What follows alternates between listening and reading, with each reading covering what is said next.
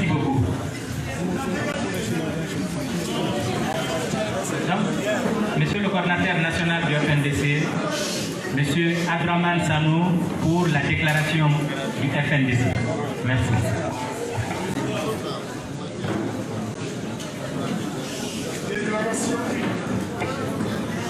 Déclaration. Votre attention, s'il vous plaît.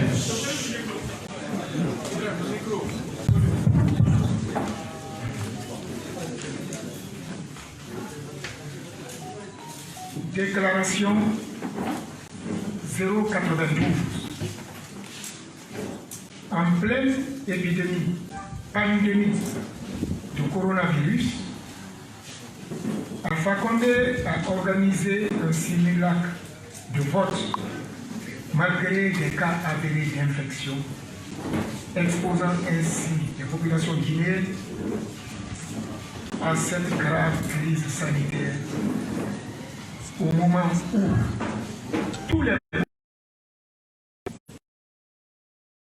pays de sécurité. Le FNDC félicite le peuple de Guinée pour avoir massivement suivi sur l'ensemble du territoire national le mot d'ordre de s'opposer au coup d'État constitutionnel que M. Alpha Condé avait décidé de perpétrer le 22 mars 2020.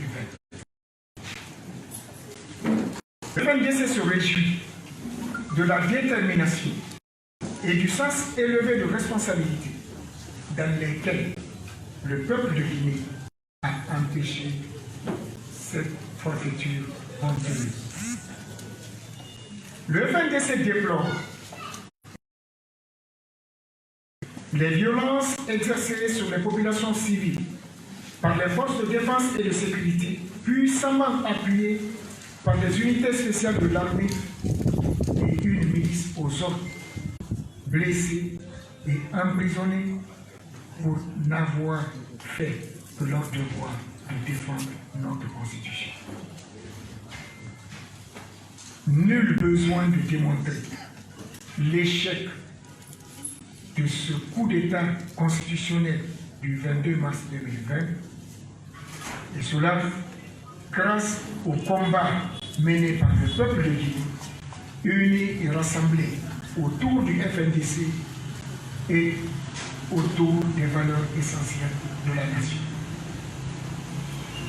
Il est hors de question pour le FNDC de reconnaître une institution ou une constitution. Le peuple de Guinée ne reconnaît que la constitution de mai 2010.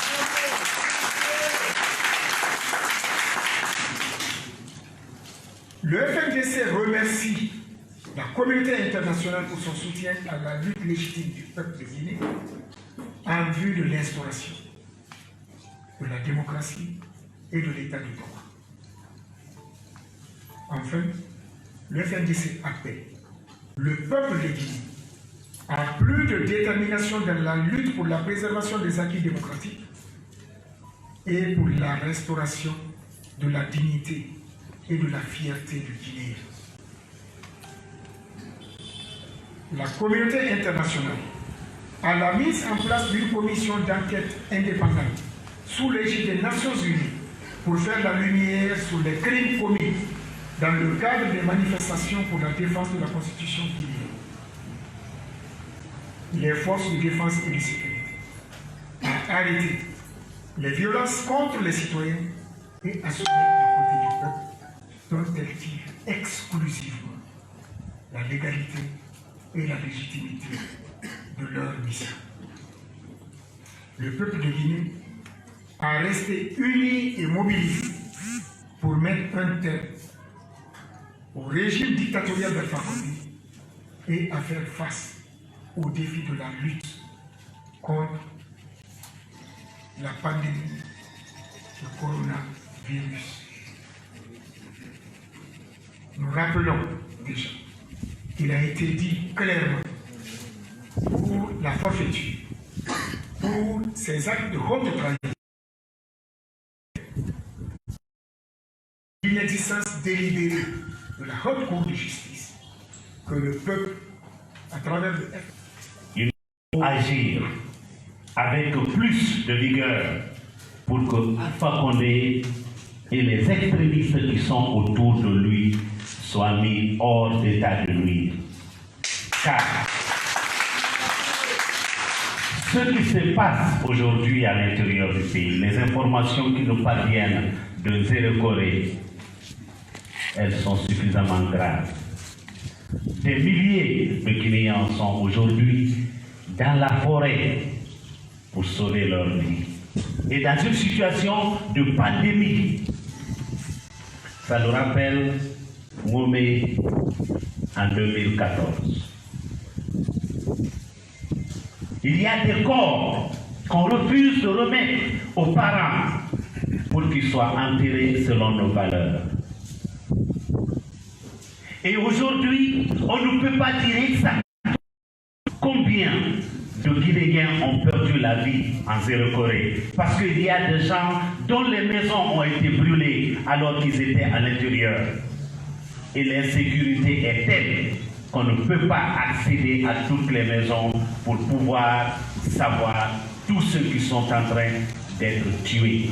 Et ça, c'est une responsabilité directe d'Alpha Condé qui, à chaque fois qu'il est face à une difficulté, il veut mélanger les Guinéens. Il veut opposer les ethnies. Il veut maintenant nous opposer sur le plan confessionnel.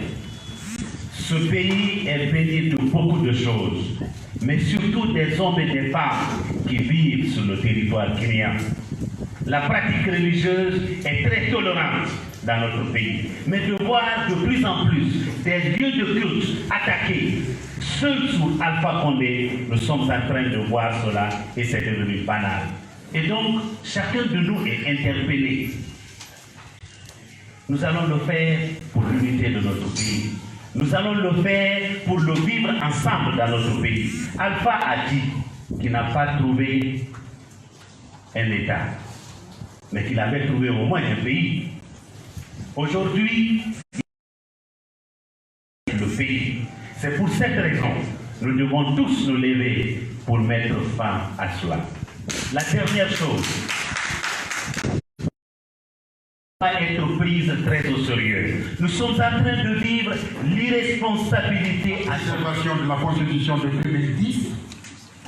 Nous dirons non et nous rejetterons toutes les institutions qui vont être issues de cette mascarade électorale et ainsi que le référendum. Nous dirons non, nous rejetterons toutes les institutions. Le peuple de Guinée devra être mobilisé pour faire face à ce défi. Les lois ne sont plus respectées et par la première autorité du pays et son gouvernement. Les règlements ne sont plus respectés. Les Guinéens sont divisés dans toutes les composantes. Les syndicalistes, la jeunesse, les politiciens même. On pratique la politique de la division pour régner.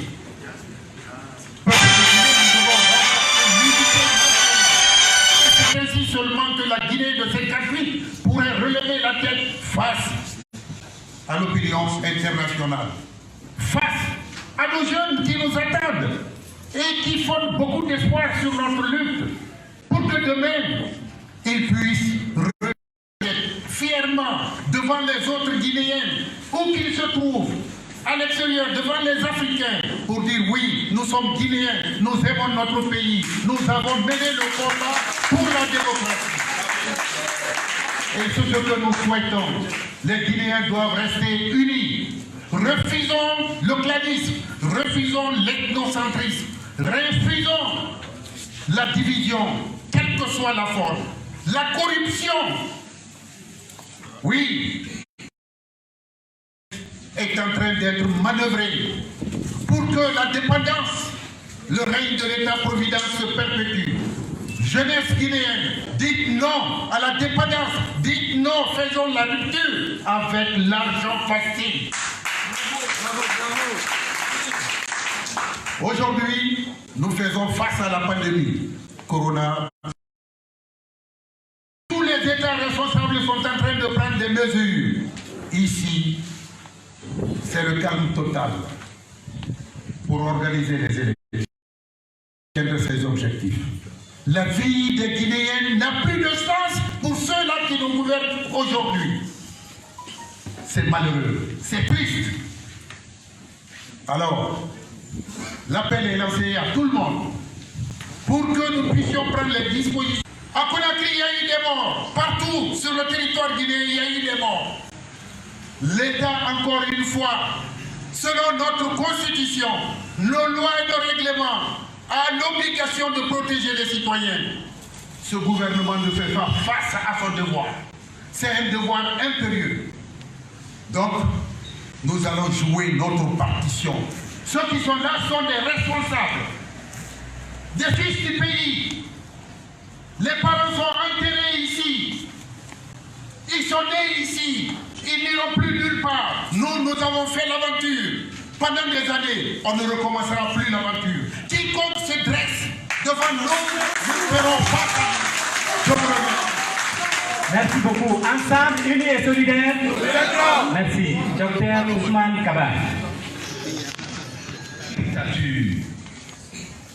De quoi s'agit-il? À la fin de son deuxième et dernier mandat, un homme se dresse et dit: les lois de mon pays, je dois les changer pour que je me maintienne au pouvoir éternellement. Voilà. Voilà le vrai problème. Et c'est cela qui entraîne la violence. C'est cela qui entraîne l'exclusion de tous les grands partis. Et on est en train de s'aimer les germes de la violence. Pourquoi? Parce que si vous enlevez tous ces grands partis d'une élection, ce qu'on appelle l'exclusion, vous allez avoir des résultats bizarres.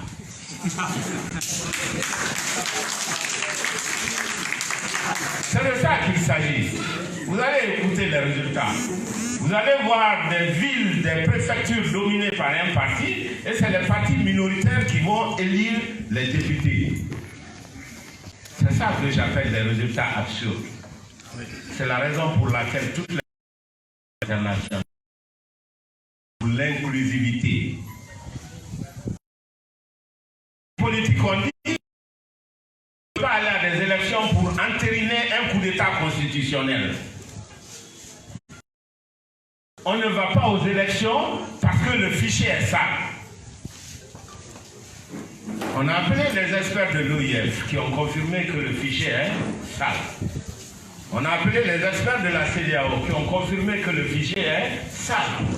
Le gouvernement et la CENI ont confirmé que le fichier est sale, donc il faut enlever 2,5 millions. Mais après avoir nettoyé, on dit c'est vous qui avez dénoncé, vous ne rentrez plus là-dedans. C'est illogique. Ça n'a aucune logique, ça n'a aucun sens. Mettons du sens dans nos actions. Et après on dit non, ils n'ont pas voulu venir. C'est vous qui avez fermé la porte. Après le nettoyage, vous avez fermé la porte. Donc, vous avez fait des élections qui ne sont pas inclusives. C'est la raison pour laquelle ces élections ont été condamnées par l'Union européenne, par la CEDEAO, par l'Union africaine, par tout le monde. Donc les institutions qui vont naître de ça sont nulles et de nul effet. C'est ça que ça signifie. Aujourd'hui, on a un deuxième défi. C'est que la Guinée a mal à sa zone forestière. Lorsqu'une partie de notre pays est blessée, c'est tout le pays qui pleure. Lorsque vous avez mal aux pieds, c'est la tête qui a mal. Donc aujourd'hui, on est en train de voir des grandes violences dans cette zone. Après les violences de Conakry, après les violences du Fouta, maintenant ce sont les super violences de la région forestière. Quand est-ce qu'on va s'arrêter de martyriser ce pays? Ça ne peut pas continuer comme ça. Alors, Guinéens ne rentrons pas dans le jeu de la division. Ça ne marchera pas. Regardez autour de cette table. C'est toute la Guinée qui est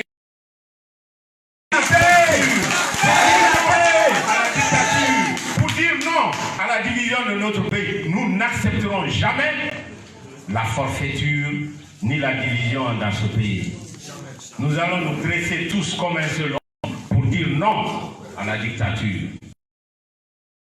Nous battre pour dire non à la division et à la haine. Ceux qui veulent semer la haine en Guinée ne réussiront jamais. Ce pays est bâti sur la fraternité. Il a un virus, mais c'est lui-même qui représente. Voilà. Je vous assure que j'ai écouté tous ces amis, ces responsables. Ils ont le pays dans son vrai contexte. D'où on cherche à le sortir, à faire de nous un pays à l'abandon, comme on l'entend dans cette région de l'Afrique, à faire en sorte que nous ayons des réfugiés, à faire en sorte que les Guinéens s'affrontent, à faire en sorte que les Guinéens se tuent. Pourquoi? Un vieil homme de plus de 82 ans est accroché au pouvoir à Conakry, mais pour faire quoi? Exactement, honnêtement. Pour faire quoi? Que peut-on dire aujourd'hui de ce régime depuis 10 ans? Honnêtement, dites-moi quelque chose. Un État né. Nous n'avons rien obtenu en tant que Guinéens de cette gouvernement. On met en place un gouvernement pour satisfaire les besoins des individus de ce pays, en matière de route, en matière de logement, en matière de bon Dieu, en matière sanitaire. Nous allons y c'est 10 ans, comme elle dit, pour rien. Non content de ces résultats médiocres, après nous avoir amenés à l'état néant, on dit non, je connais l'homme, je le connais personnellement très bien. Mais comme beaucoup, pas ce qui se passe. Si vous ne le savez pas, allez dans les quartiers de Conakry, tentez d'avoir une maison. Ou bien, en tant que retraité, faites en sorte qu'on vous paye votre retraite. Ou même si vous êtes encore fonctionnaire, parce qu'il y a que ça qui reste, l'argent qu'on vous donne ne vous sert à rien. Mais nous sommes 12 millions. N'est pas uniquement qu'à Conakry. Mais la culture de la tricherie est instituée. Elle est perpétuée par des gens qui n'ont pas d'autre culture que cela. Et tuer maintenant pour que cela soit. Nous n'accepterons pas cela. Donc dit, il faut refuser ce dit. Il faut le refuser et ceux qui l'ont refusé, aujourd'hui, nous avons parlé énormément depuis le 14 octobre où on a lancé la démocratie. Aujourd'hui, le gouvernement est embêté parce qu'il a envie de légitimer sa mascarade. Lorsque j'écoute ses porte-paroles, parce qu'on veut justifier l'injustifiable. En disant ça s'est bien passé, seulement 14 bureaux de vote n'ont pas fonctionné. Il y a 21 bureaux de vote, soit 5% qui ont travaillé à Mali. 5% des bureaux de vote, dont 10 à Balaki, tous les... Mais ils affirment qu'ils sont sans scrupules. Les contre-vérités proférées par le MAPD, mais c'était révoltant. À Dalaba, il n'y a pas eu d'élection dans aucune sous-préfecture. Lorsque la résistance contre le troisième mandat a été faite en forêt, non, on s'attaque à une communauté. On les brûle vifs. Et on développe. C'est une communauté. Ce n'est pas parce qu'un opposant est ressortissant d'une communauté qu'on peut considérer que cette communauté mérite la guillotine. Mais il s'est attaqué à toutes les communautés ici. Pourquoi M. Ousmane Kaba a été exclu de l'Assemblée? Parce qu'il a attaqué la communauté mandelle, ils ont fait une déclaration. Mais c'est lui qui disait, en 93, que tout Malingué qui vote... Qui s'impose à vous. à n'oublier jamais que vous êtes encore des citoyens de ce pays. Encore une fois, merci. C'est ce merci du peuple-là qui était le dernier mot de cette rencontre. Mais nous vous garantissons que le combat va continuer. Et il va être rude, je vous remercie.